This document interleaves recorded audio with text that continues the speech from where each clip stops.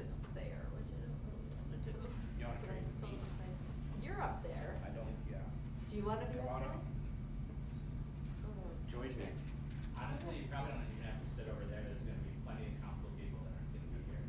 Well, it's not that I don't want to sit by them, it's just that I don't want to sit up there generally. You think it's because I want space? Same. I don't like to sit.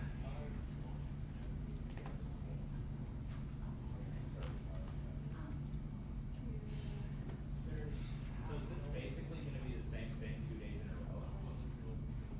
I don't know. I think tomorrow is Home Keeper. I hope I today, she said it today, but. There was a quick switch. I'm definitely not talking about the soccer game.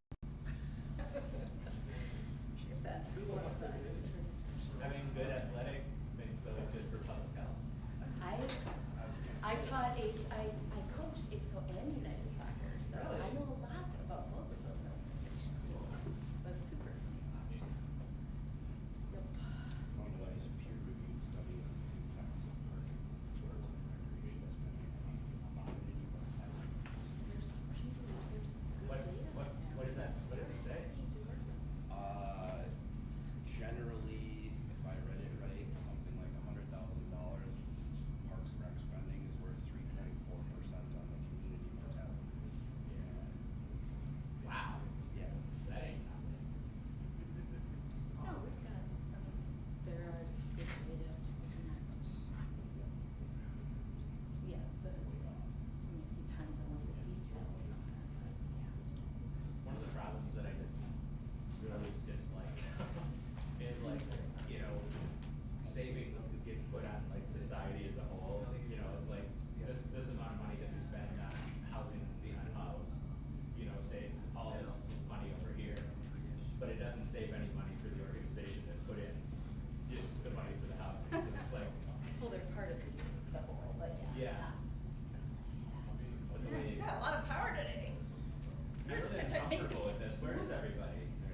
Well, Larry tried to go to Larry, Emily, and Ethan tried to go to the cities, to the National League of Cities. And Larry got turned back to the storm. So Claire, I think Emily is gone now. Emily made it out the night before, I guess. Yeah, that makes sense. And I know Josh is seen, he saw him at a meeting. Yep. Otherwise, I don't know. Just talk to you, I guess.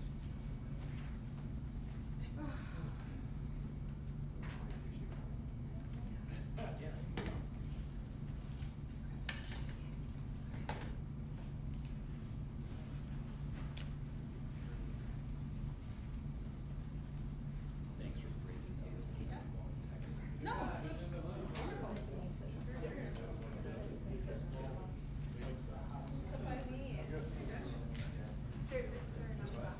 There are, yeah. Loving and meeting for my brother's second. Thank you for being here, Josh. I said loving and meeting Well, for that's my good. brother's second. Well, you know, what are we gonna do?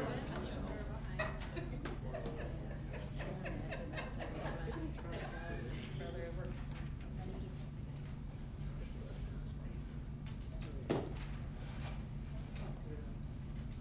Oh God, I probably just said that online.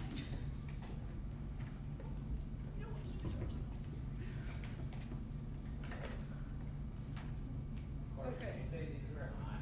Why do we push the button or not? Still definitely these buttons. Okay. But the center one If you picks up wanna on just Oh, kind of gotcha, go okay. through what you went through with the Word of Health, but quicker, Lisa, with this, or do you want me to do it? Just say it quick. You I think can you can go ahead and then if you want to chime in. Yeah, you go ahead. Nancy, God, just ask me to send her the link. Let's do the, well, should we go ahead? Sure. Okay. So we're calling this work session to start, and it is being streamed, I believe, though I didn't check. And our goal is to provide updates on the 3 innovation fundings that are still, potential innovation funding applications that are still in play. We started off with more, but they kind of fell off for different reasons. Oh, sorry, is this mine? Mainly because it's extremely challenging to do this application, as we're seeing with these. It's the same reason that the other ones had trouble getting submitted, and also why throughout the state they're really struggling to, communities are struggling to turn these in because of the compressed timeline, because of lots of barriers. And so, but we still want to, if we can, inch these forward, and if we can get there, we can get there.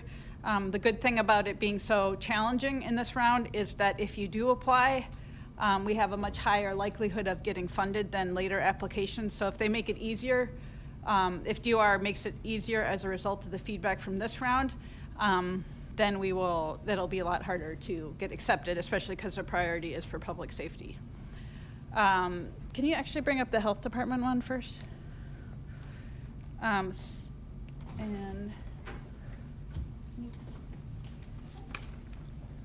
yeah, just if anybody else comes, if you can give it to me. I got one.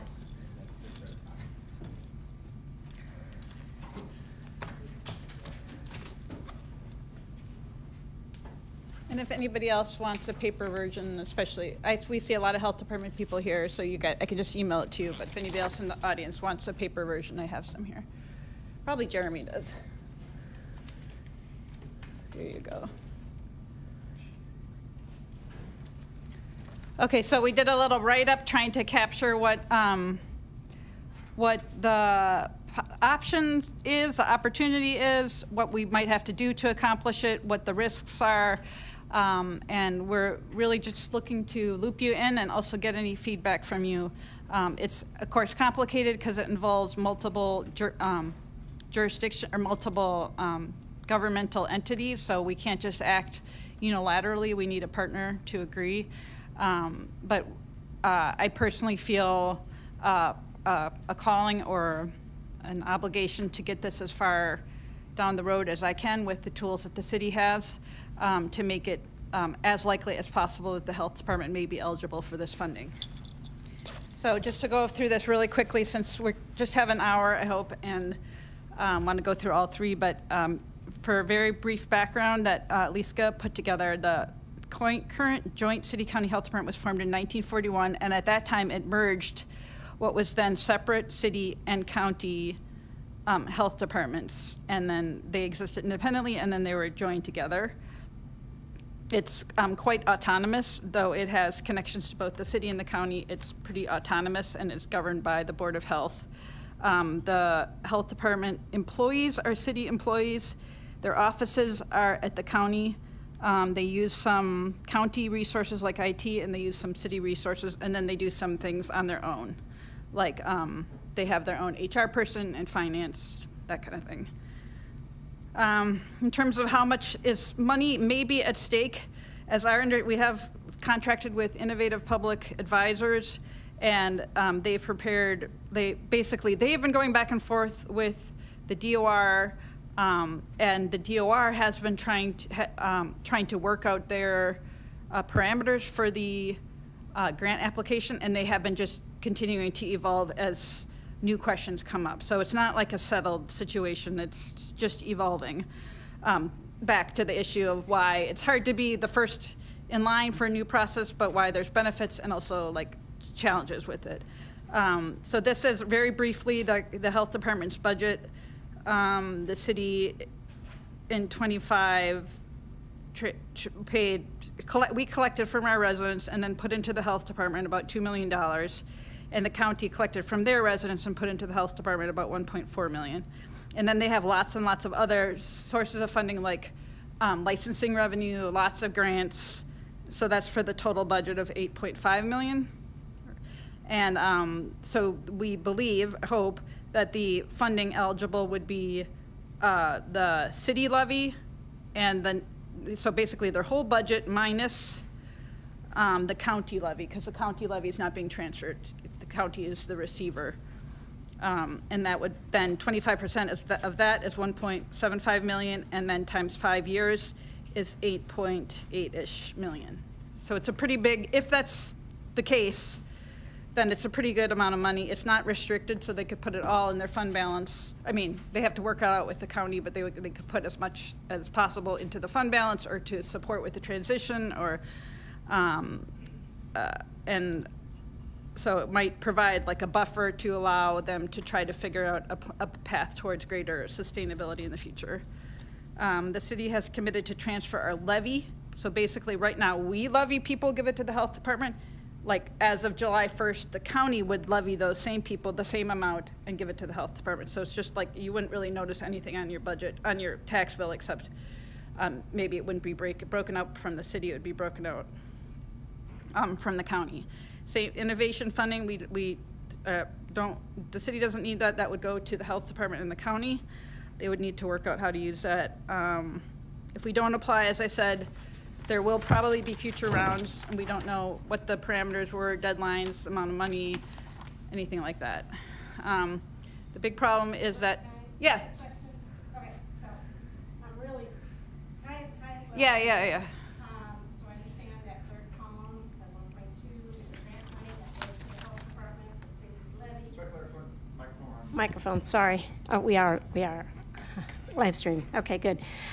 So the 1.2 million is the grant money, right?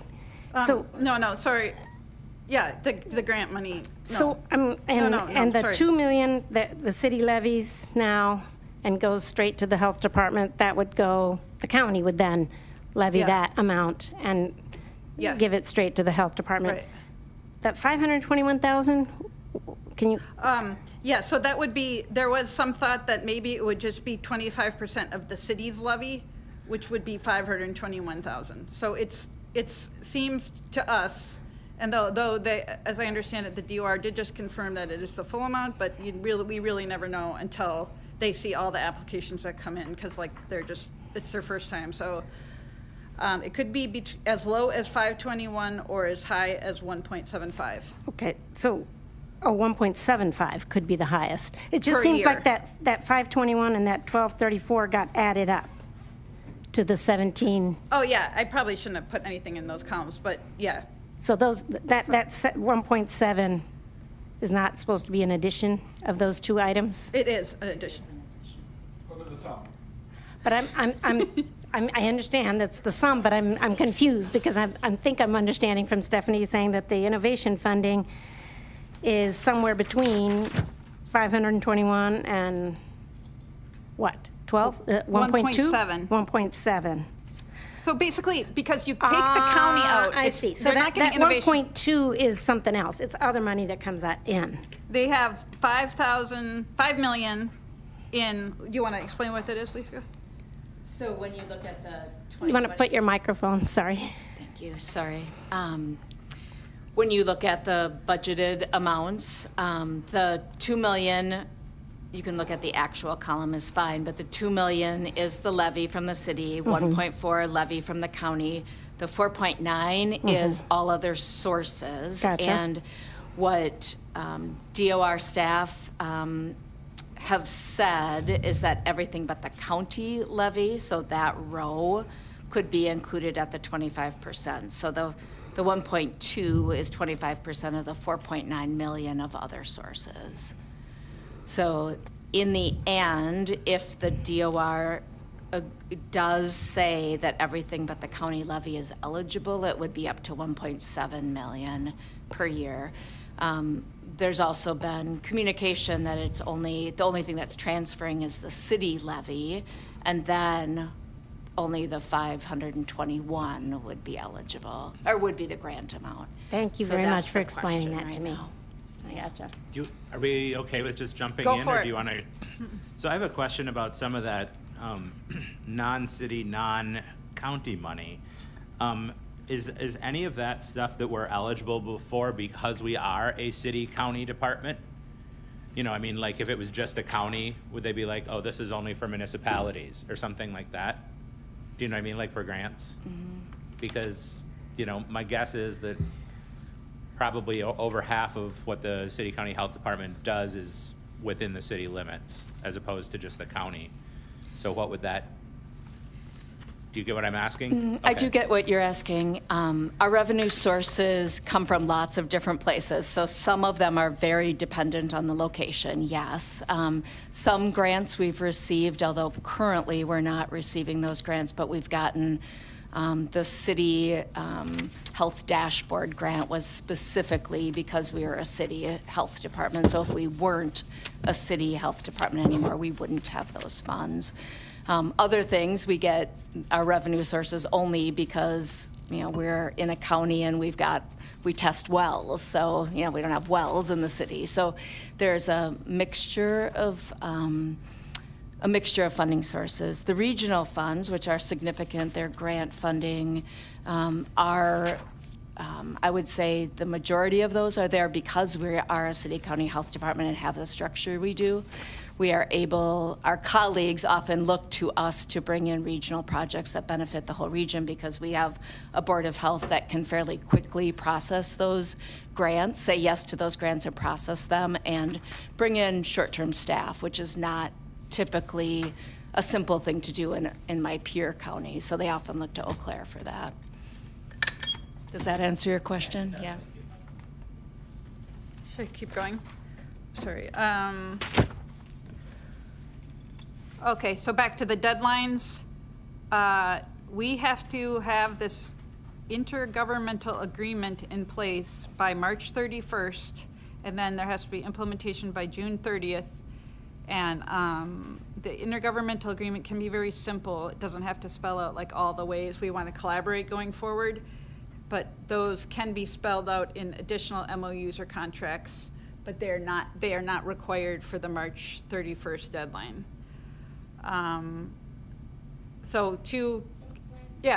But put your microphone on. Still trying to understand the math here.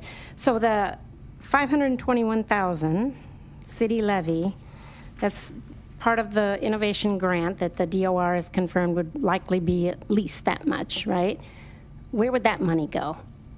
That would go to, it wouldn't go to the city, but we would, so that's the only thing that the agreement needs to spell it in terms of what we have say over. So after, it would go to the county or the health department, and they would need to decide how to split it up themselves.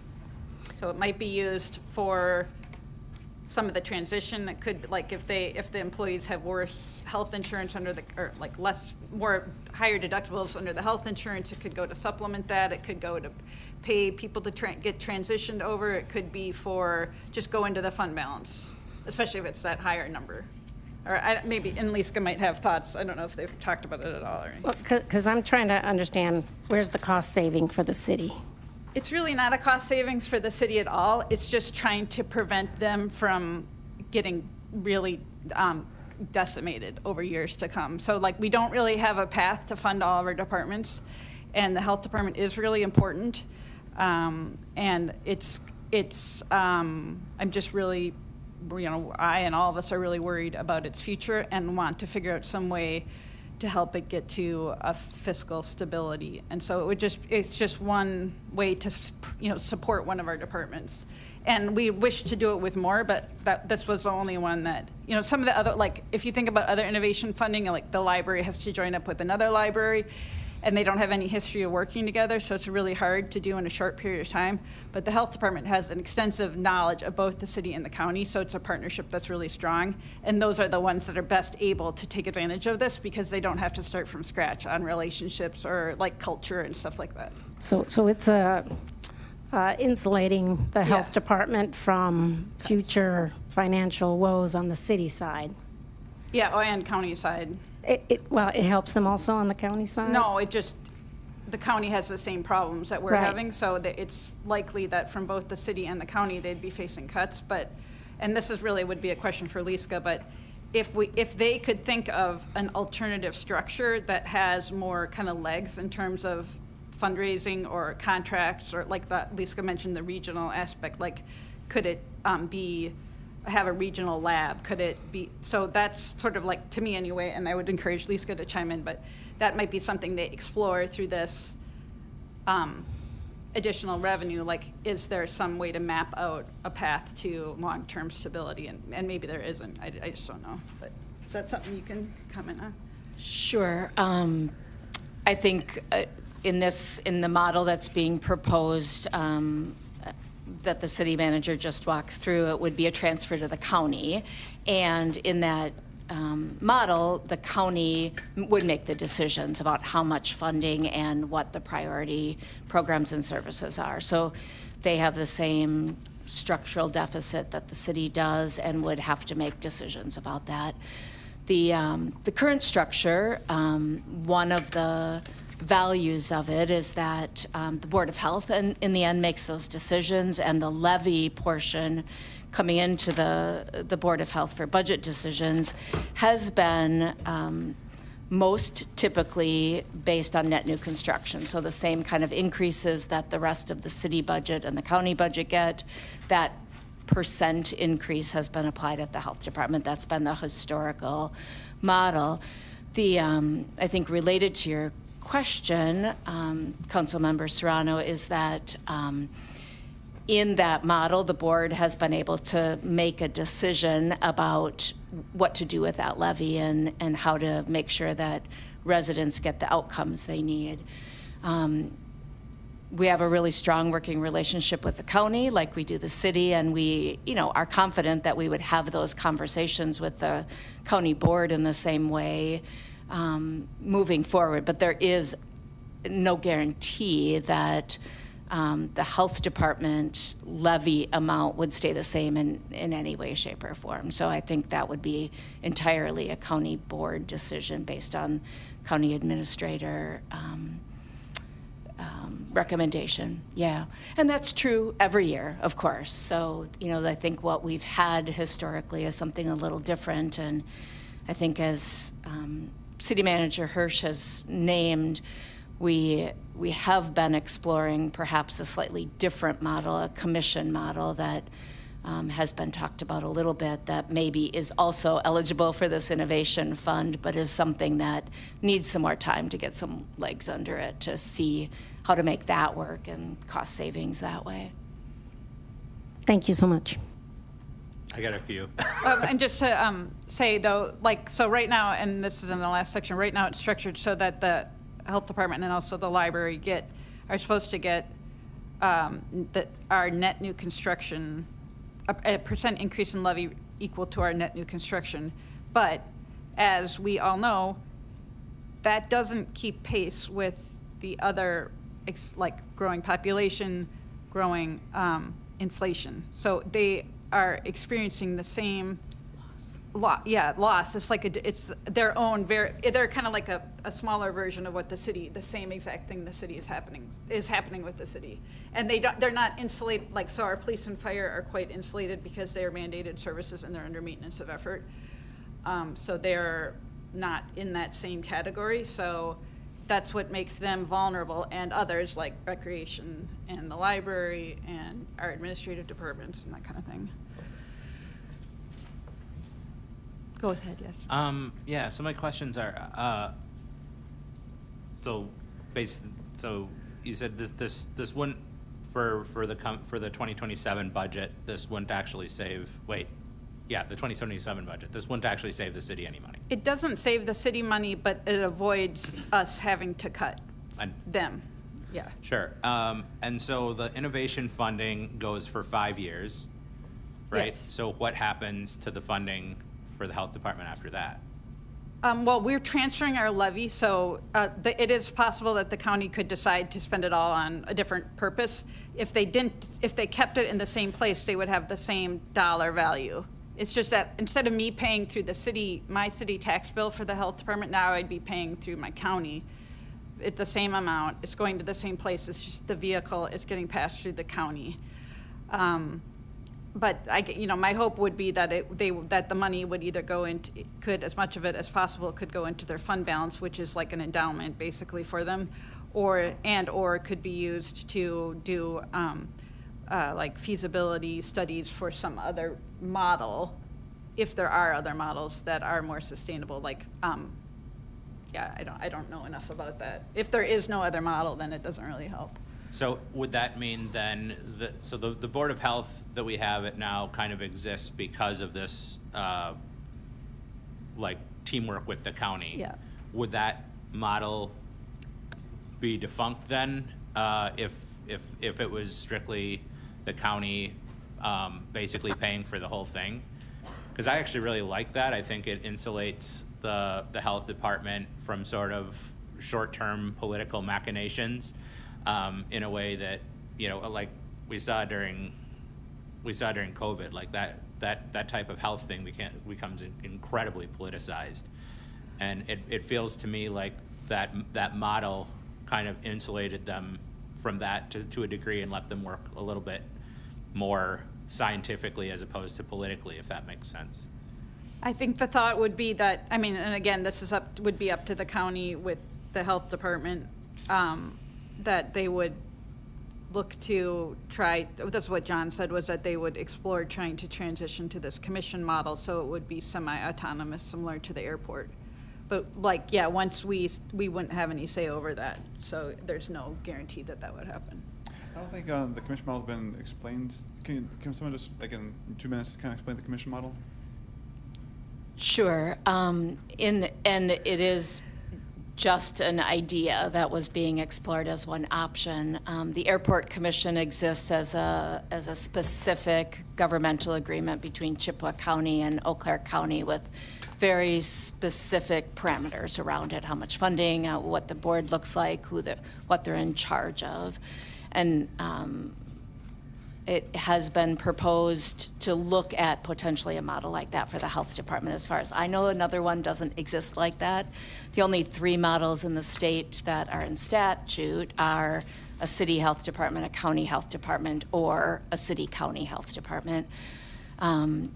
And I think there might be, some options to look at structuring a board of health or a commission that could potentially serve similar functions to what the Board of Health is doing as far as authority and responsibility and a little bit of removal from the political environment. That would be an entirely Eau Claire County Board decision once this proposed move happens. It wouldn't be, it wouldn't be the choice of anybody but the county board, whether or not they would explore that. The Board of Health, as it exists now in a county structure, so my colleagues in other places, those are either purely advisory committees to the county board or to the county administrator. There is some structure in state statute about what a Board of Health has to look like, what kind of membership, but it is very different than what we have now, and the authority and responsibility and oversight is very different than what we have now in state statute for other boards of health. It's again why this health department and Madison-Dane have been fairly unique in their ability to do things because of the way they're structured. Sure. What would happen to the part of the city of Eau Claire that's in Chippewa County if this happened? That's another thing to figure out. Either way, we got to figure that out right now, because that is an issue. So by statute, as a county health department, our department, if we were at the county, would no longer have the ability to enforce or to provide services unless there was an agreement. So when city manager Hirsch says that there's, that would have to be figured out, that city of Eau Claire, Chippewa County would be something we'd have to work through, but we wouldn't have any. Right now, we have statutory authority because we are a city department, if that makes sense. But if we were no longer a city department, then that would have to be worked through separately. But it is an issue, because we understand it, our Chippewa, City of Eau Claire, Chippewa residents also pay for the health department in Chippewa County, so they're basically paying twice for health services. So it's something that's on our to-do list to figure out anyway. I mean, no matter what happens, we got to figure that out. But for example, the event district, they pay their licensing fees to Eau Claire, not to Chippewa, even though they sit in Chippewa County. So that revenue is not paid double. They pay it to us because we are their licensing agent. Thank you.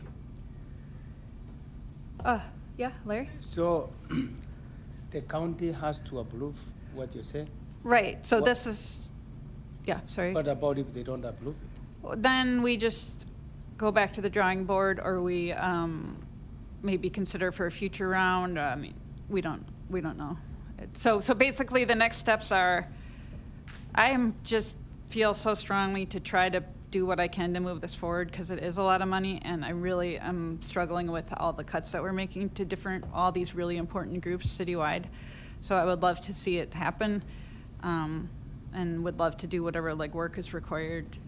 If it can't happen, it can't happen, and we'll keep thinking. But so basically, the next steps are, John Johnson is on vacation. I talked to him right before he left for vacation, and he said, if the city wants to act to try to move this forward, he's okay with that. The county board would have to have a special meeting. I put a special meeting on for March 30th. So if the county administrator says, yeah, okay, let's give it a try, then they could call a special meeting for March 30th and joint with us, and we could all sign the IGA and then continue planning after that. If he's like, no, it's just not going to work, then I guess, we'll probably just let it go. But the city can act unilaterally in that we can change our ordinance so that it no longer includes the health department, which kind of triggers the county having to do something. But we probably don't want to do that because it's a little bit, that would be a little extreme. Yeah, thank you. I've already asked some questions. I do Sure. have another one, but So the intergovernmental agreement that will be required to Yeah. set us up to a June 30th transfer, are there things that the city can ask in this IGA? For instance, if by us initiating this transfer, we are transferring levy to the county, that didn't get them more things, but, it gives them control of that. But so work session here, Aaron said that, when you don't have the buffer of the Board of Health anymore, you can have changes that are done, that can be political, but could we put in any sort of agreement, if we transfer it, they need to keep certain programs for the duration of the 5 years that will give them the innovation grant, or they need to have a commission within 1 year or something like that. Right. Because, there's things that the county really gets out of the health department, the well testing and the food insecurity. They have more of that in the county than the city. There's things that the cities get more women's health and, STD treatment, stuff like that one. And, it's theoretical that, they can say, well, this is more of a city thing than a county thing, and they nix it. So I'm just looking for ways that the city can protection for its residents when we do an IGA. I think that's a great question, and I don't know the answer to it. And I will say that whatever the IGA is that the county and the city might sign on March 30th, if that really happened, it might not be too super detailed, so it might be something we'd have to work on after, or even over a year or two, or whatever, planning and strategic planning. And it might have to just be kind of on a handshake kind of thing, because if they don't really want to sign it anyway, then we're not in a super great negotiating position. Or would there be time between, say, March? Would there be time, say, between the March 31st Yes. and the June 30th to Right, get yeah. some more solid? So if we could always reverse course between March 31st and July 1st. Yeah, because right now, having, the county and the city really can't do too many things in a row. So the good programs that the Board of Health, the Health Department has, they're kind of locked into place because neither one can really take those away without the other one. Yeah. City being gone, the county can Right. be more political, and I'd like to see some way to protect Yeah. that. Yeah, I think that's a great question, and I will ask the attorney about that. Okay. I'm not sure. I'm going to count on my colleagues to tell me, Clara, don't ask that. I feel like I'm going to Ask it, Clara. put Liska on the spot here. But what does Liska think is best to do? And I'd like to, you've already described some pros and cons, but do you feel like there's an overall, and again, if that's a conversation maybe better had later, that's fine too, but I'm just not as close to it. Is that a bad question, guys? Help me. In the end, it's the City County Health Department was formed by the City Council and the County Board at the time. And those bodies saw that there was efficiency and some some professional neutrality by having a Board of Health run things rather than a city council and a county board. I mean, there was deliberateness in setting it up that way, and having 8 bosses for my position that were people that were designated the way they were. And as I've already described, some really positive outcomes from that. I think it's been a long time since those ordinances built the health department. I think we are in very different financial times now, and we, as City Manager Hirsch indicated, we all have a structural deficit. So we've been finding new resources by doing a lot of grant writing and cutting positions. So we've been doing both, and that's really hard because you can provide fewer services. But we've had to make those tough choices, what's mandated, and do it. So I think funding is always of interest. I think my health department team said, well, this might be the first time, Lisa, you weren't saying, go after all the money. I think we've learned with COVID and other short-term funding sources that short-term funding is short-term funding. And so I really have been trying to focus on what is the long-term benefit for the people in Eau Claire for health outcomes. And I do struggle with, because we haven't had enough time to explore what might be a really creative model to improve what we have now, to figure that out. So I think that the conversations that we've had with the Board of Health and with city and the county have talked about taking a little bit more time and looking potentially at using this funding in subsequent years. But of course, the real risk is that then there's funding not available. So I think in my position, I would say it's, the Board of Health is the ones to give you feedback, and Josh is your representative on the Board of Health. But we have a lot of strength. We don't want to make a quick change just for some quick money, and we want to have improvement. So our ask of council and the county board is to really think through how can we do that. It is a lot of money, as we've talked about, and there are challenges. So those are all absolute pieces of the puzzle. Yeah. Thank you. That was great. Is there anything else, Clara, you wanted to say? Nope. I guess Aaron then? Yeah, I guess I'm really really hesitant to just put a nail in the coffin of something that's been around for 85 years and has worked really well. The funding thing is certainly a concern, and if nothing changes, over the next decade, we're going to see like so many things just get hollowed out and be a shadow of their former self. And honestly, with the exception of the short-term funding that might happen with this, I don't know if that's a long-term solution either. Like you were saying, it's a short-term funding thing. That being said, whatever we would have to cut and whatever the county would cut would almost certainly be at least 1 or 2 positions. I don't know how easy something like that is to absorb if you just axe a little program here or spread it out, or it's not really my purview. That's the Board of Health and yours.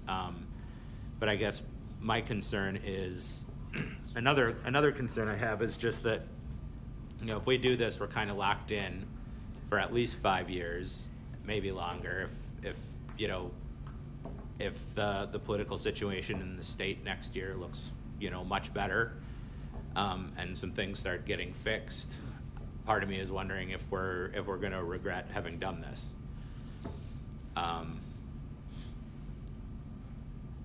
It's not really a question, just some pontificating, I guess.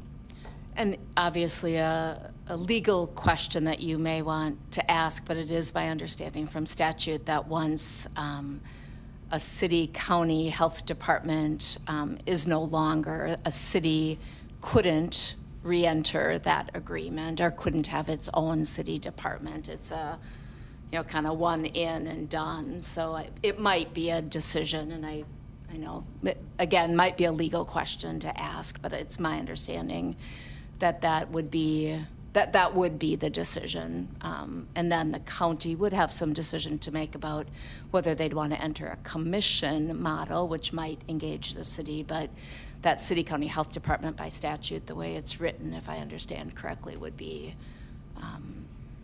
would not be an option then moving forward. Larry. My question to Corey. To Corey. Yes. Okay, Corey.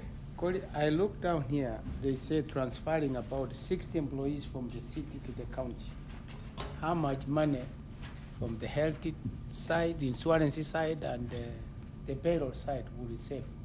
No, we won't save any money because the money follows the people. Okay. So instead of us, it's a net, it's a zero for the city. Okay, that's, thank you for. I'm sorry, Corey, did you want to answer? Stephanie is correct. And I just see that Janessa's here too, so if you've heard something, Janessa, that you want to chime in, please. Oh, sure, yeah, come on up. You can come sit at the table even here. I'm good. I have a nice cozy seat in the corner there. I guess if there are specific questions, I'd be happy to speak to something. But otherwise, Liska's most recent comment on forming a city health department, she's entirely correct. We could not do that. We would have had to exist prior to 1994. So we can't go back and create a department. Was there another legal question that somebody had? I have a follow-up to that, I guess. Like 10 years down the road, if things are looking rosier, can we go back to a city-county health department? I don't think we can do that either under Okay. the statutory. So this is, The statute could change, certainly, and that's possible. but without statutory change, we're locking in Right. Eau Claire for the foreseeable future Yeah. to not being part of the health department. Yeah, and that's how, I think Liska said, there's only one other, Madison Dane is the only other hybrid department in the state. All the others, there are a few city departments, but otherwise there are county departments. I know Councilmember Miller had a question on making the contract contingent on certain conditions. Yeah. We can certainly build something like that in, so that we're only agreeing if the county, agrees to certain conditions. We can Right. certainly put that in. So could one of them be to create a commission that has some role for the city and other community? I mean, because like you think about Altoona is growing faster and faster, so that's another entity that maybe someday will overtake Eau Claire in population. So like where do they figure in and that kind of thing? I think in order to do a commission and build that in as a condition, you would have to have them do it before the transfer officially would take place. So they would have to do it in the next few months. Which would not be. But at least they wouldn't have to do it by the end of this Right. month. Right. So that's a possibility. So that is, I guess, the scenario is you could try to create a commission before June 30th. Right. Okay, So the commission be created, or like the agreement for a commission had to be created by June 30th? I think the commission, if you wanted to make the transfer contingent on that, the commission would actually have to be created by then, because our legal responsibilities would have to be handed over to the county by then. And we couldn't reclaim them. And then I guess you kind of tacitly answered the question. So currently there exist cities, counties, and city-county health departments. Right. And the commission does exist, but there's no law that you can point to saying that it can't exist. I mean, is the commission, is that a legal option as far as you understand? Yeah, and I know the county, because it wouldn't be the city working on it, so I haven't delved too deeply into it, but I know the county's been working with a law firm that provides legal advice for counties to develop an agreement that would create a commission. Okay. So they're looking at it. Thank you. Do you want feedback at this Yes. point, or are we Oh, waiting till tomorrow, or? I just want to point out too that the last section of this is that this year we're proposing to cut $100,000 from the health department. Last year we did not give them their net new construction increase. And so just to keep that in mind, and then when you talk about $100,000 cut, excluding the net new construction, that's an even bigger one because the county matches that. And so just like the, Josh was saying at the Board of Health meeting, it's, you know, just to think about like the two sides of it is, there's risks, there's two options and none are great, neither are good. So, and it's possible that you guys will decide to restore some of that 100,000, but we're also cutting 100,000 from the library and then even more from the recreation department. So it's like, it's very hard because there isn't really other places to cut from that are not equal, they're not painful in a different way. So, yeah. Okay, sorry. Aaron first. Oh, Clara, okay. I was just going to give my feedback. As I understand all of this, and I understand the math, and I understand what kind of it sets us up for the future, and frankly, the political implications of this. Clara, I had another question that might Yeah. influence your. Yes, before we please, get into please, conclusions ask here. your question. Sorry, I don't Ask wanna- your question. No, We'll I get to appreciate conclusions here in a second. So if we transfer, never mind, you already answered the question before. We don't get any real savings. It's just protecting the health department. It's not really helping the city. So, Well, it's so just helping. even if we transfer the library and community services are still looking, or recreation are still looking at the same cuts because it's just, we're not saving money. We're just protecting the health Well, department. basically. right, because the Yeah. health department's mission is part of Yeah. the city and our needs. It helps our community, and I mean, we know that's that very like, important, yes. yeah, 1.7 million is going to be a lot of Yeah. vaccines and a lot of like home visits and a lot of policy papers and all that. And you know, and just to keep in mind too that we're looking, there will be future things too, like if we could figure out a way to have a countywide library, that would have to happen. If we can have countywide EMS, that's going to happen. So it's like, there's more of this stuff, unless there's some windfall that we don't know about yet, there's more of this coming. So we're going to have to be doing a bunch of this kind of like imperfect navigation of like future long-term partnerships that are not, like, don't feel that great. And I'm really happy that the county has been a good partner and is willing to not shut this stuff down, so. So, sorry, Clara, I thought I had a question, but I actually didn't. So back to your summary. Yeah, when is the next round of innovation funding? We don't know anything about a future round, so there's an expectation that there will be one, but we don't know what the deadline will be, what the parameters, that kind of thing, or if it'll. I mean, I don't know if there's a chance that won't happen at all, but we don't know anything about it. And then is this, I guess, it seems to me like if I was a state legislator thinking about innovation funding, it would be more to fund mergers than separations. You know what I mean? Well, I really think that I wouldn't overthink the innovation funding because it just ended up as like this, as like many things coming out of the state. It's just the result of endless back and forth. So it just said, look, we got to get this out. Let's just do this. So I wouldn't overthink what the goal of the program is. We've been in regular touch with the DOR and they've told us what's possible. And then my final question is, with, you know, it seems like, you know, I don't have a magnifying glass on the internal workings of the city, but it seems like we got like 25 Lego sets that we're trying to put Yeah. apart or put together on one giant table, and all the bags have been opened already. There's just like, yeah. And I'm wondering if the amount of work that's going into this right now, when we have like so many other things that need to be done, is worth it. I think that is, because it's like right now we don't have a path to this department getting to stability, and they're a really critical service. So we're trying to keep all these places afloat and have their mission continue. So if we can do it, if we can get to the March 30th first deadline, I'll be happy. If we can't, then I don't know, and then that'll be a future thing to sort out. That's 15 days. Yeah. I mean, it's just, but it's potentially $1.7 million. And it's our county is our closest, like physically closest, and our closest collaborator. We have all kinds of shared services with them in all different departments. And I feel like if we can't get this, pull this off with the county, then to shore up this department, then it's discouraging to me. You know, but I mean, this is your guys' decision. I just personally have been losing so much sleep about this budget situation, and I don't want to leave any money on the table, you know. that could be going to help people. Yeah. Yeah, help me to understand a little bit, our director. Are we taking we're gonna cut 100,000 from the city, but the county gonna give us 100,000? You're gonna give you guys 100,000? So thanks for the question, but according to the current ordinance, the amount of levy that we get is split by equalized value, so the value of properties in the city versus the rest of the county.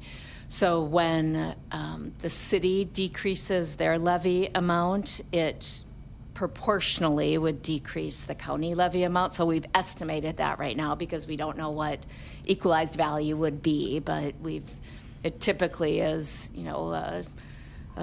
a proportion that if 100,000 would be gone from the city, about 70,000 or so would be gone from the county. So the net loss in that situation would be from both of those. Plus, if we were remaining with the city, we would have the 15% health insurance increase that other city employees have. And if we were also, again, that employer of choice doing the cost of living increases and the step increases like city employees get, that would be an additional cost. So all of that is packaged into what is a structural loss in addition to the loss of funding. Does that make sense? So it's about 200,000 in levy gone plus a gap of, because of all those increases. So my follow-up question, which health department is huge, so which area would be affected most?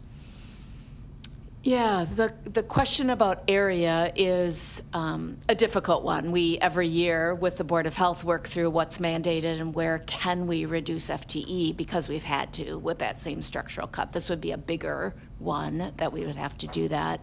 And we haven't yet explored that for 2027. We usually do that in that May-June timeframe. So we haven't yet looked at that. But we have, has this group seen the program cost summary? We have a document that exists with all of our programs and services, and it shows what's mandated and what we do in the city and the county. And we would have to go through that and really, again, relook at bare bones statutory mandates. Thank you. Yeah. And then, question I had for either Stephanie or Liska. So the county, I think they have a meeting, it's on their agenda for this week. Would the county have any time to act before we have this theoretical joint IGA meeting at the end of the month? Or, I suppose they call a special session. I know the administrator's been out for a while. Have we got any feedback maybe from the county board chair, or is No. it kind of no real feedback from them at this point? They have a county board meeting tomorrow, I think. So I guess if the city council is like, yeah, go for it, do what all you can, then, I would talk to John. You guys could talk to county board members. They could hold a special meeting on that, whenever they could schedule it, or on the 30th. Sure, yeah, but they have not done anything at this point. Not to my understanding, Okay. no. I got one more quick one. If you had to guess, if you don't have the exact numbers, what percentage of your budget currently is spent on mandated services? So like what is left for there to cut from? You know what I'm saying? I'd probably have to get back to you with a percentage. We do have. More than 50? Oh, yeah, more than 50%, Okay. definitely. And I've talked to city council members before. We have in Wisconsin, unfortunately, a really unique situation that we get almost no state funding for our mandates, almost nothing. And that does mean that for mandates, we rely on levy, and not just Eau Claire, but Yeah. every health department across the state. So it is, it puts us in a really tough position.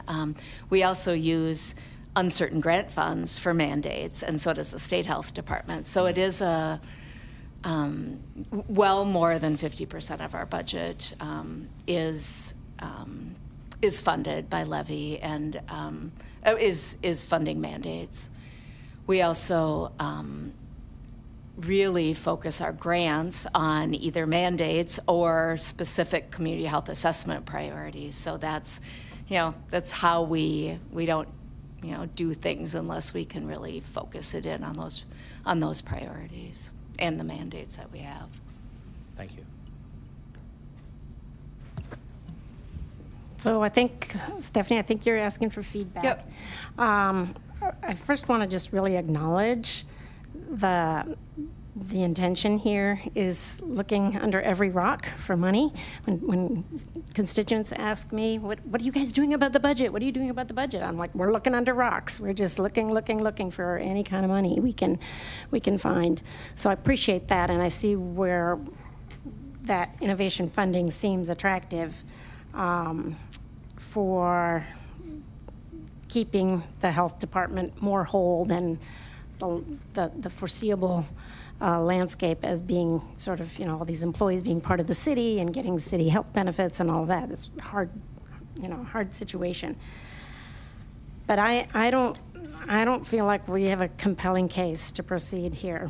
I really don't. I think so much of the county residents reside in the city of Eau Claire, and I really feel an obligation to our constituents as city, and not that I know we have our county board, which is also representing city residents, but I think it doesn't feel right to me to hand over such an important role completely to the county, which has quite a different political makeup than the city, where they're going to have different priorities. We in the city are looking at more urban issues and different kinds of things. I think, Josh, you made that point, that they're going to be different kinds of priorities.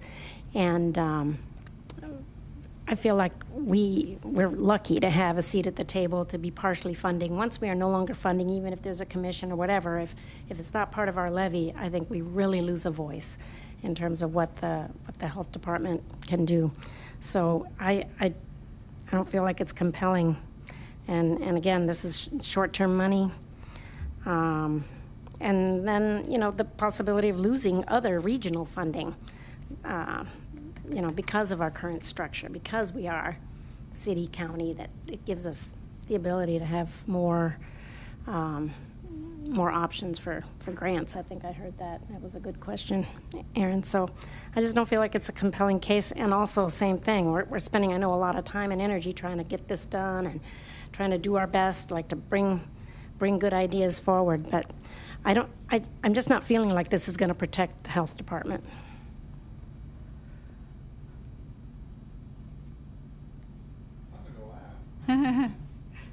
I can go. I share many of Clara's concerns on this.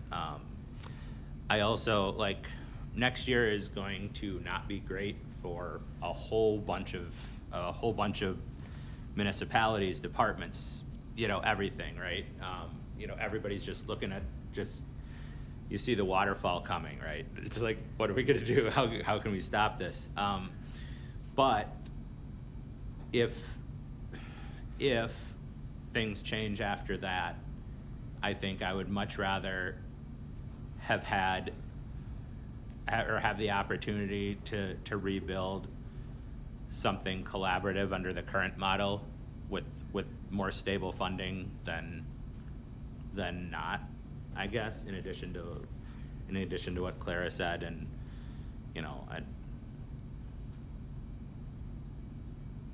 so I guess I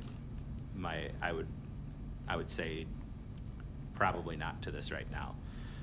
If we can get more things lined up for the next round of innovation funding and everybody's like, yeah, we got this, moving forward, fine.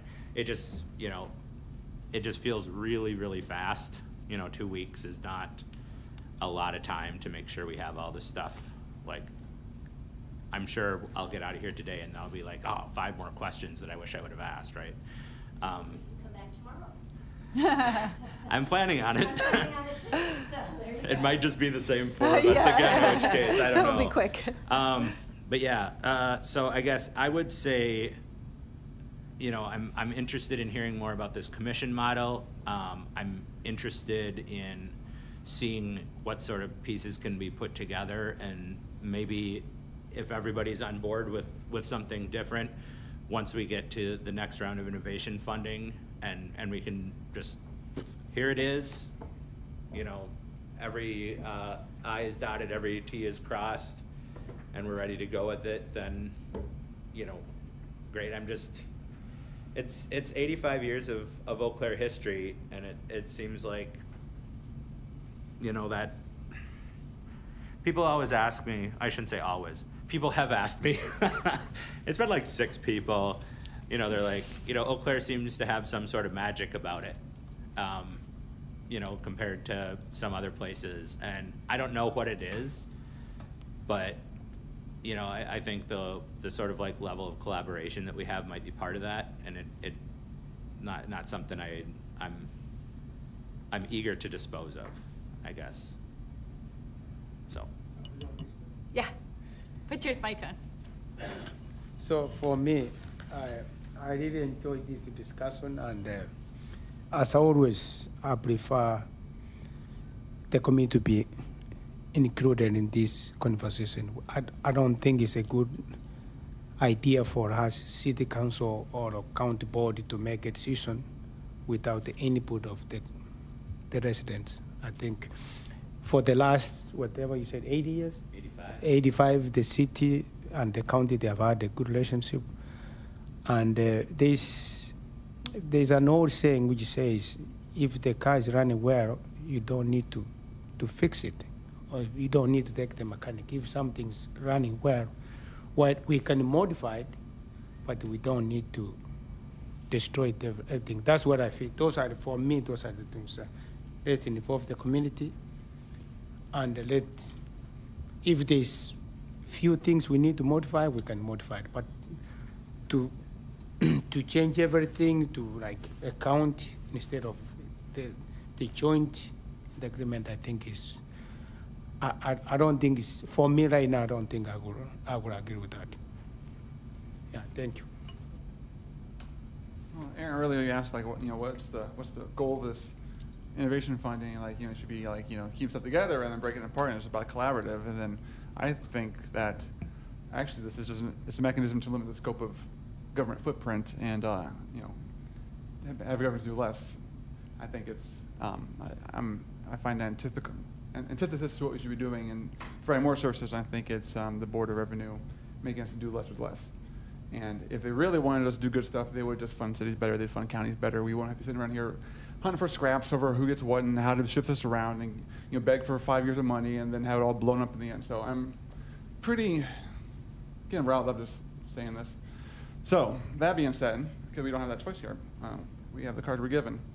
I'm probably going to disagree with, I've been on the Board of Health for the past 3 years, and I see all the good work they do, and this is a crummy deal.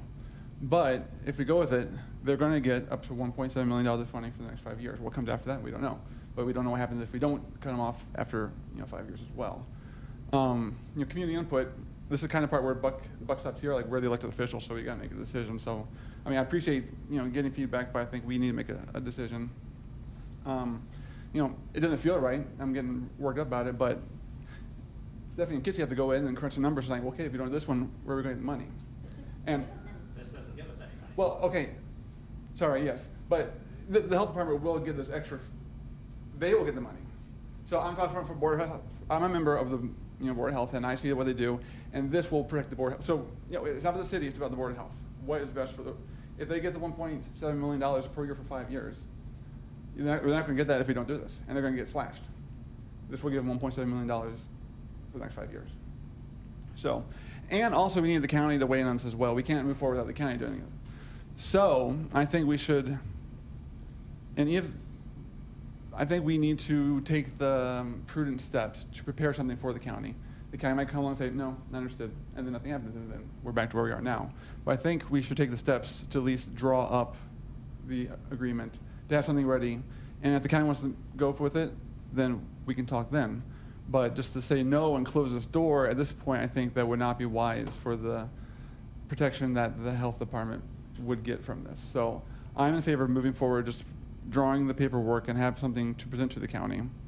You know, go back to square one, this shouldn't be a thing. We should keep our 85 years of, you know, intergovernmental partnership, but I think we're gonna have negative health outcomes in our community if we don't pursue this line of funding here.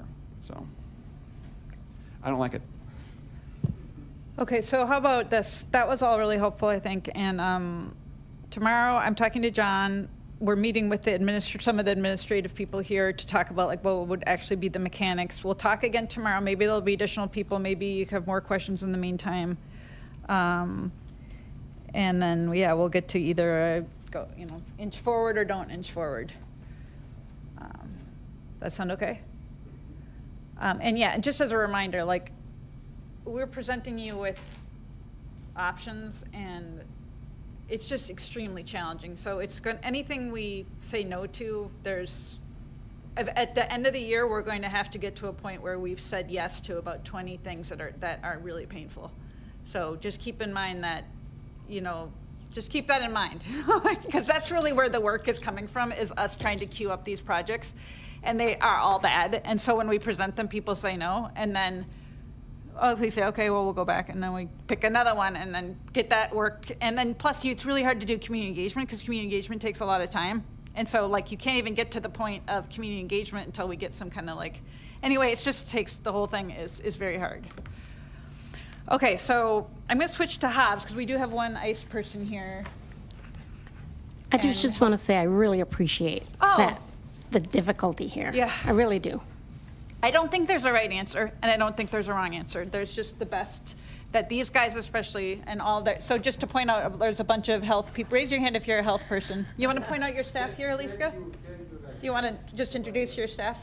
Sure. And many of you know the group, but in the back is Courtney Sperber, who is one of our managers for policy and system. Tegan Ruland is does all of our internal operations, including HR and IT. Hannah is in the row next to Marissa. Hannah is our finance manager, and then Marissa Stanley is the assistant director. And it is about the people. I mean, we've been talking a lot about money and programs and services, but it is, as you all talk, whether it's about Patrick's programs or the programs at the health department, is, you know, all of that is the people that do the work that are impacted, obviously, by the decisions. But thank you. And if any of you have individual questions, certainly reach out. Okay, thank you. Is that all right if I scooch? Yes, here we go off the Okay. dais now. The dais, thanks. Okay, let's do Hobbs, and then we can save soccer for tomorrow. And do you want to walk through do you want me to? Do you have it? Thanks, guys. Have a good afternoon.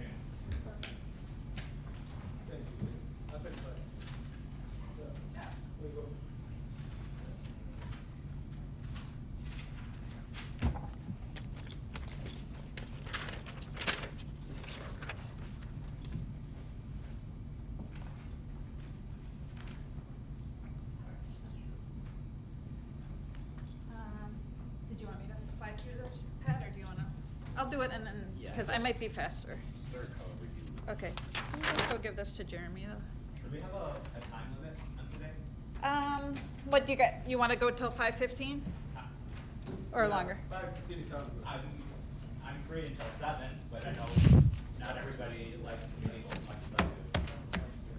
What's on the docket for tomorrow? I don't know. Okay. I mean, it'll probably depend on if it's other people, right? Like if it's 4 of us again. Then we could just not, I don't know. Oh, is it gonna be like the same thing? I would thought so, but it took a long time to get through the first thing, so I don't know. I'm Okay, not sure. I thought like health today and something else tomorrow. I didn't Oh, realize it was no. gonna be the same thing I hadn't. twice. It's not quite that well organized. All right.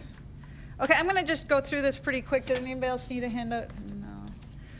No. So in this case, this Hobbs and the soccer park are sort of similar. They're both they would both be transfers to nonprofit user groups. Hobbs, you can read about it here. has a lot of very, very active user groups. I didn't know this, but I learned it by reading it. It's the largest ice facility in western Wisconsin, in northern Wisconsin too? Or is there a bigger one north? I would say northern also. So there you go. There's also dry floor events like Here We Grow consignment. And they helped contribute to some of the renovations, is that right, Pat? Correct. So going all the way back to the mid-70s, 1975 is when the facility was built. That was a collaboration between Eau Claire Youth Hockey, the city, and the Hobbs Foundation. That's why the facility has the name Hobbs Ice Arena. The Hobbs Foundation was very active in the community in the mid-70s, donating quite a lot of money to all kinds of different things around the area. Coincidentally, the ice facility in Altoona is also called the Hobbs Sports Center. So there's differentiation there, but same foundation helped create both. So, kind of the same as the collaboration with the city and the county health department, there has been significant collaboration in the beginning and then all through the years for 51 years at Hobbs, with us as the city operating the facility and then the groups who helped create it and use it, actively using the facility.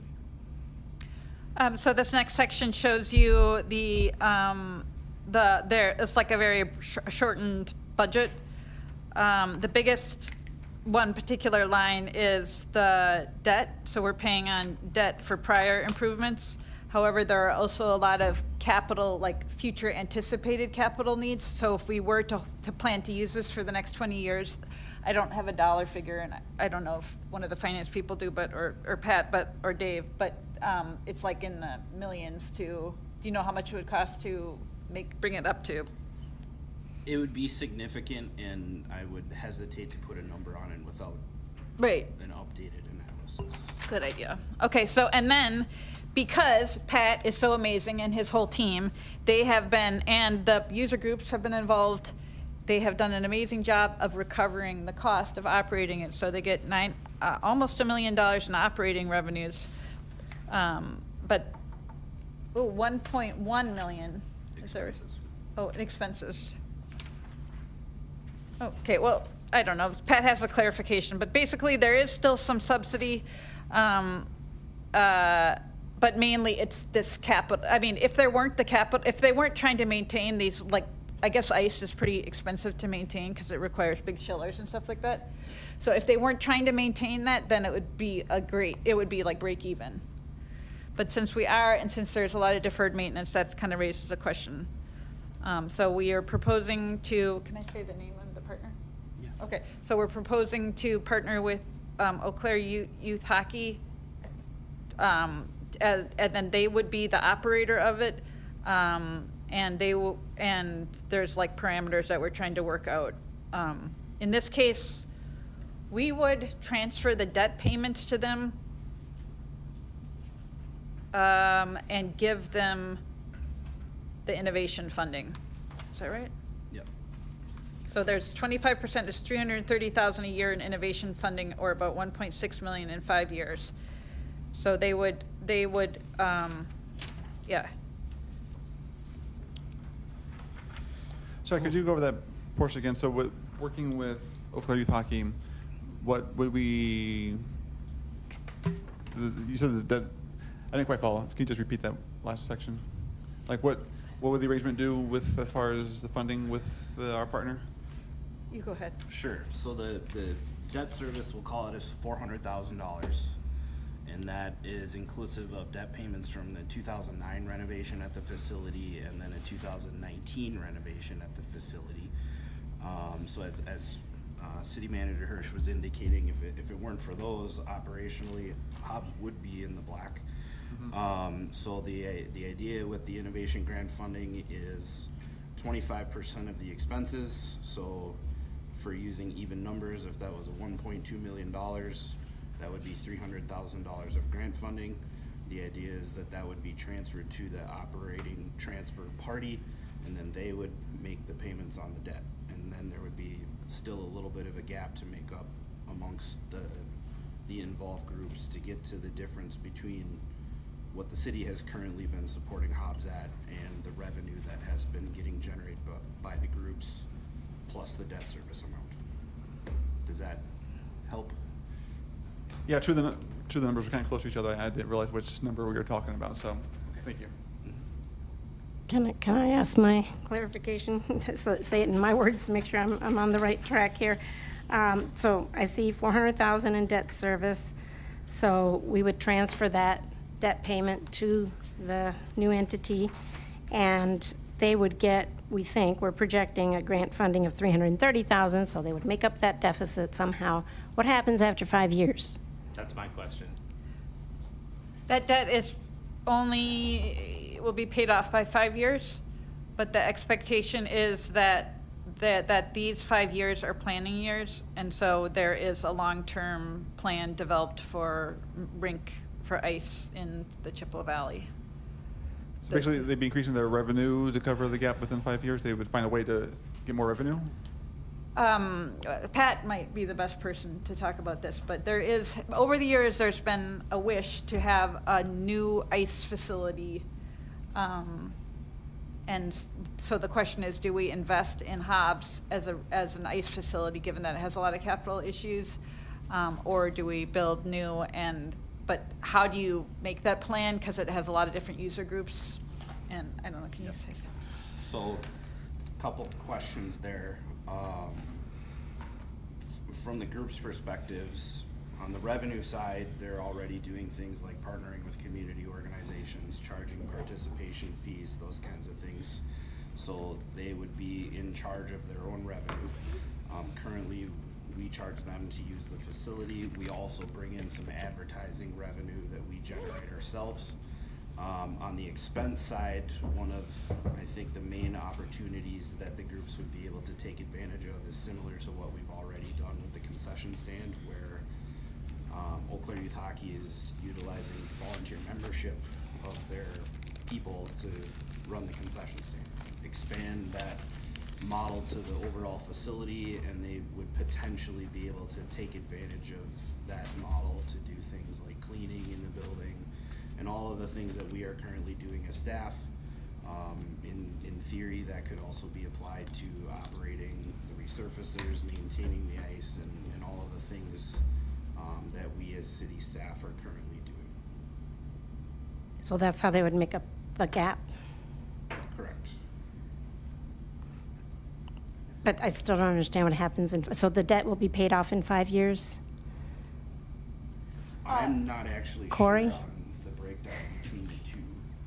I'm not overly familiar with the debt service of Hobbs. I'd have to double check, to be honest, but I wouldn't be surprised if that debt service would be paid off within the 5 years. I think that's a really important question to, Well, the thing is, we haven't Understand. really been investing in Hobbs, so that's why it is decreasing. So I guess the main thing I would worry about is future capital expenses. right. And so it wouldn't, I mean, I guess in 5 years, if nothing else happened, we could go back to the current state. But we would just be still stuck because we have to have an infusion of investment. And I believe they also don't have enough space, right? Yes, but I think that's I guess a different discussion than the operating transfer, but I think everybody involved at Hobbs, if there was more ice time available, would be using it. For Got sure. it.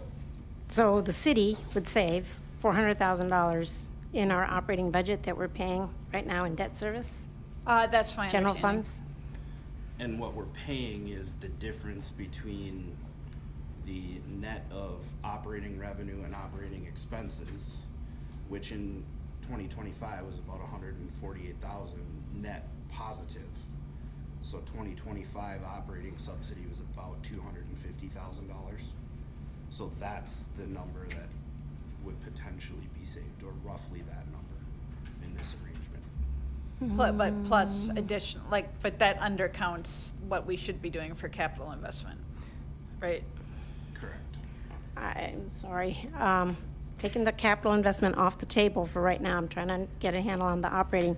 You're saying there was a net positive 150,000 in 2025, so the city actually only put in 250,000 to make up the gap. But in fact, the debt service still remains at 400,000. So we would still transfer that debt service to the other organizations. So it still would be a net 400,000 for the city's operating budget. They get the extra 150,000. You know, maybe their gap is less because of. Be a net 250. I think that's a question that's too challenging for my brain at the moment. Okay. But we can try to understand it. We can try to get under, maybe we can. Thank you. Yeah, I would like to kind of see how Yeah. that. Is there any way, well, for, two questions come to mind right away. Is there any way that we could do, like, more of the concession model without this? Like, is there a way to cut costs with having volunteers do custodial or whatever? Is that not something we could do without this program? Do you see what I'm asking? It is certainly something that we could explore, yes. Do you think it's something that anybody would be interested in? I mean, who wants to go clean an ice rink, right? Yeah, and then there are 48 or 49 toilets at Hobbs. Don't ask me why I know that number off the top of my head. But yes, it is certainly something that could be explored. It is a model that exists at other ice facilities nearby in Chippewa Falls, for example, and other areas of Wisconsin. But it is something that I think we would need to have discussions with the groups about to work through with them. Sure. And then my second question is, like, I guess I'm asking you to speak for somebody else's state of mind. So if you don't feel comfortable doing that, don't. Does the user group, like, want to do this? Or is it like, it's either this or we have no control over it at all, and so we'd rather have us have control over it, but we'd really rather not do it at all? Yep. Well, I won't necessarily speak for the groups. I can't do that. But I think everyone would agree that nobody really wants to be in this situation, no different than the discussions that we've had previous to these with the health department, for example. Yeah. I just want to share too that since before I got here, so as you guys know, I'm almost to 4 years, the disposition of Hobbs was queued up, which is why I don't think there's been an investment. So sometimes I hear like, oh, what if somebody came with X dollar check and acquired Hobbs? Then it would be a very, very sudden change, and there wouldn't be an opportunity to plan together. Maybe there would still be, there might still be, but I think no matter what, it's possible that something will happen with Hobbs, and so like, this to me seems like a kind of an off-ramp or on-ramp or whatever. Just to state the obvious for the record for everyone listening, the city's not selling Hobbs. We are transferring operational responsibilities to another entity. Yes. Okay, just stating that for the record. So people were concerned that we were looking to No. sell Hobbs. So, Right. Okay. Yes. You were talking. Thank you. I am still talking now. So I'm sorry if someone asked this before. So, for the 5 years, we get the, 330,000 a year for 5 years. And then, I think we said this earlier, just to repeat it. But then at that point, that would end. So then the organizational group that has control over Hobbs would then have to have found a model by which they could continue to operate in the black without this innovation grant funding. Is that the plan over the next 5 years? I mean, my hope would be that, well, I don't know. I guess it depends on what we think is the future of development in that area. Sonnentag is in a TID that we need funding around it. So I think this is for a future discussion. We just don't know what the best case scenario would be. But Josh, if I could interrupt you here, the debt would be paid off in 5 years. That's an important. Yeah, once we're the debt, because sometimes we issue debt for like 20 years. I didn't know how long this debt is supposed to go on per year. I think we need to ask that, $20 but million in debt. I would just allow the finance admin staff to provide the true number. Yeah. Sure, that'd be good. I'm inferring that the 2009 renovation would be paid off within the 5-year period, because my understanding is it was a 10-year bond with a balloon payment at the end back in 2009, and then that balloon was refinanced for another 10 years. So Okay. that would be within the next 5 years, but I'm unsure as to the specifics of the 2019 project. But also, if we put in another 20 million, then of course we would have a new debt. And so then that would be the question. Yeah. Yeah, Is and it- Michael and I can poke away at it and get an answer back to you guys tomorrow. Doesn't have to be super detailed, just, you know, broad brush Roughly. strokes if you can. Pennies. To the pennies. I know you can do it, but I don't want to make you do it. There are no more pennies. Without doing this, do you think there are things that can be done at Hobbs? You know, either additional fundraising from user groups. I know that a lot of sports parents already spend a ton, and athletes spend a ton of time on that. Is that like a reasonable expectation that we could potentially get some more of that? Are there, you know, I know we had discussed, you know, paid parking. You know, if we have that at Hobbs for, you know, tournaments and things like that, like, how much closer do you realistically think you could get us to budget neutral? Sure.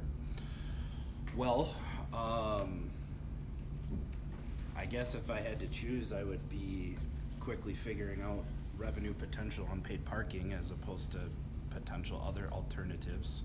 I think there's 188 spots in the front parking lot at Hobbs, and I think Christy and anybody else that's there can attest that it's basically full all the time when the place is open.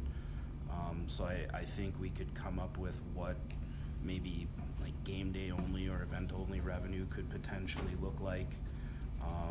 Again, I don't want to speak for the groups, but I would imagine that something like that might be more appetizing to look at as a first potential step. I guess, was there a second part of your question? I'm sorry, I trailed Just, off. you know, I just, Oh, advertising sponsorships. Yes, that's also possible. You know, the groups, they go out and do that thing on their own for themselves, essentially to help supplement what they pay us for ice rental rates. Sure. And then we do some of our own internal solicitation. It's really Parks and Rec as a whole, and a big chunk of it happens to be going to Hobbs with people that have dashboard signs and things like that. sure. So that is another potential avenue. And I guess in the context of things I would offer up, you know, if we had to for the groups, you know, that they can potentially go out and find money for themselves as well that turns into advertising in the building too. Are you representing one of the groups? I don't think we can have a public comment. I'm gonna talk to you after. Yeah. So, are you done? Yeah. Thanks, Larry. Yeah, thank you. So, Patrick, for me, what I think, what I would say, as somebody who deal with sports, you know, I know for sure, and even Hars, he knows that there's a lot of business out there. There's a lot of parents who have money, who can contribute to this hub so that that fund that could be paid. I know for sure. And I think, you know, there are people contributing. So if we have that one, then I think it would be good. I think she knows about that one too. I just want to point out, though, that in our recreation department, we have Pat, Claire, Pete, who maintains the facility, and Christine, who runs Fairfax.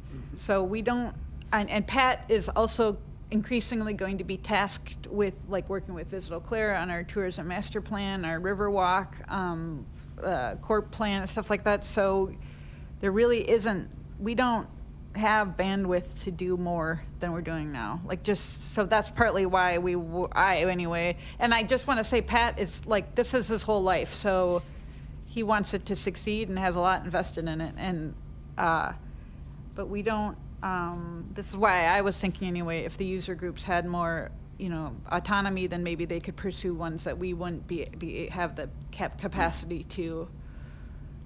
Can I ask you, so what about the city allow, like their group, somebody to volunteer, to work? To volunteer? Yeah, to associate the money. Are there parts of the, like running the Zamboni and cleaning bathrooms and stuff? Yeah, they can do that. Seems like insurance or risk management might have a problem with volunteers driving a Zamboni. Yeah, I think there's probably layers to the level of commitment, right? Cleaning is one thing, and the ice work is different. Doesn't mean it can't be done that way, because it is in places, but I'll use Chippewa as an example. They're an association-owned facility and operated by volunteers, but they still have an ice arena manager who does all of the main stuff. And so that would continue to have to exist in the operational transfer model. There are things to consider with, like you indicated, in liability and risk management, and things to work through here. So lots to consider for sure.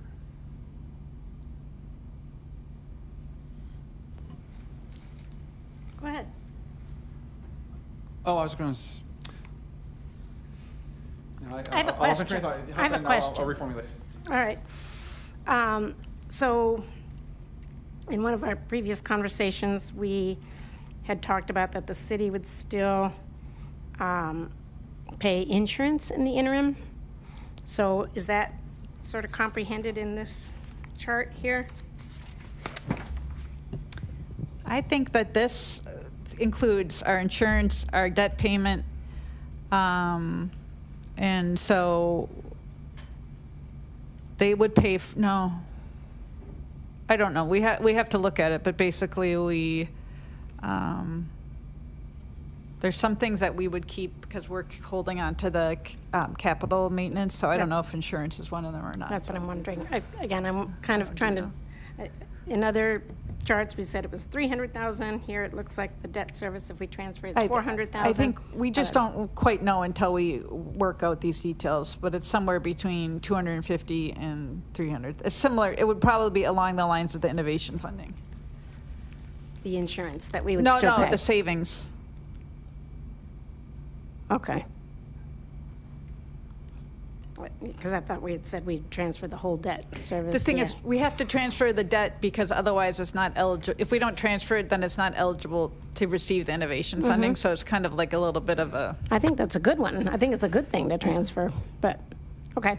I'm just trying to understand the scale of what we're talking about. So what happens if the user groups can't make the debt service payment?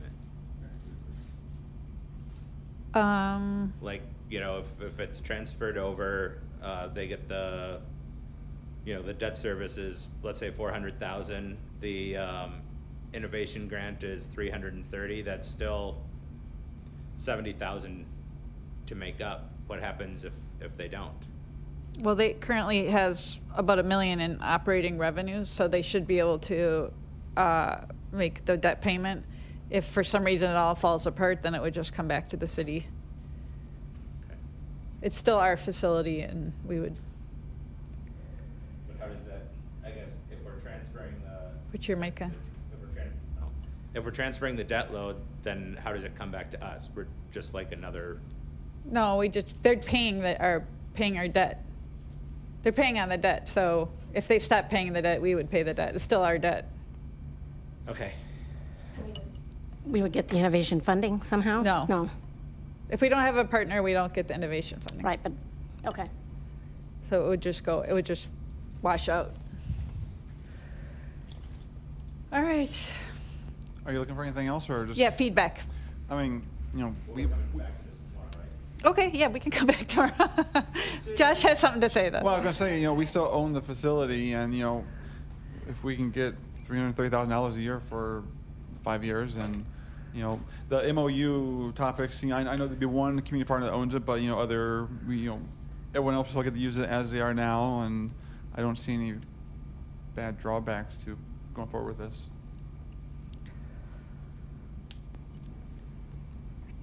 I like it, but I would like to see us really transfer that $400,000 of debt. And like we kind of talked about at the beginning, that the operators would make up that difference between the 330 and the 400,000. That 400,000 transfer sounds I think that's compelling.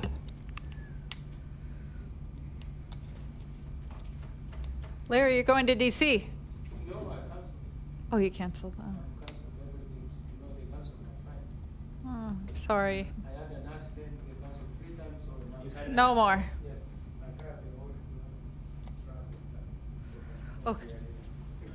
Okay, well, you guys keep thinking on this. Thank you for everybody for coming, and yeah, well, and then Soccer Park is similar and different, but Hey, Corey, I don't want to stress you out. Is this something you could have for tomorrow, do you think? Yeah, The debt- Michael's already poking away at it too, Oh. so I think we should be able to have it by tomorrow. All right, yeah. cool. We'll be able to collaborate with I- accounting as well, so. I like good data. Thank you, appreciate it. okay, guys, thank you all very much. Thank you. Thank you, Stephanie and staff. If you, I can give out a better version.